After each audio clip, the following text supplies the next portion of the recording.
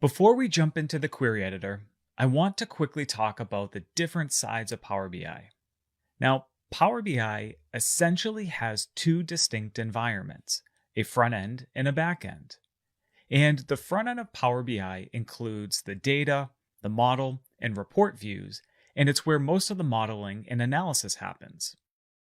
The back end of Power BI includes the Power Query editor, and this is where the tools live that allow you to extract raw data, transform it into a usable form, and then load it into the front end.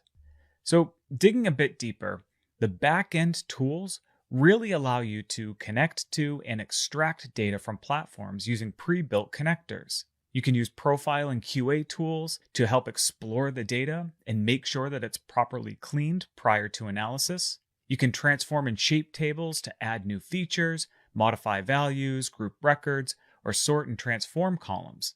You can also use merge and append tools to join the queries together prior to loading it into the front-end data model.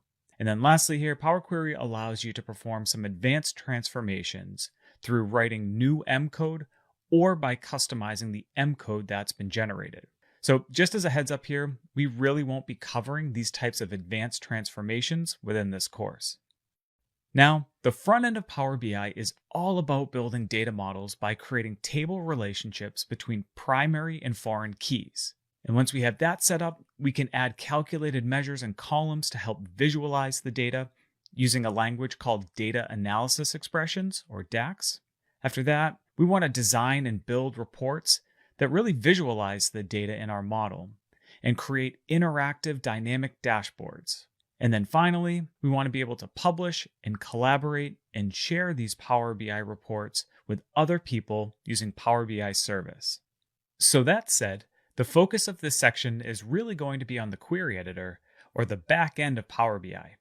And up next, we're going to dig into some of the types of data connectors and connect to our first data source.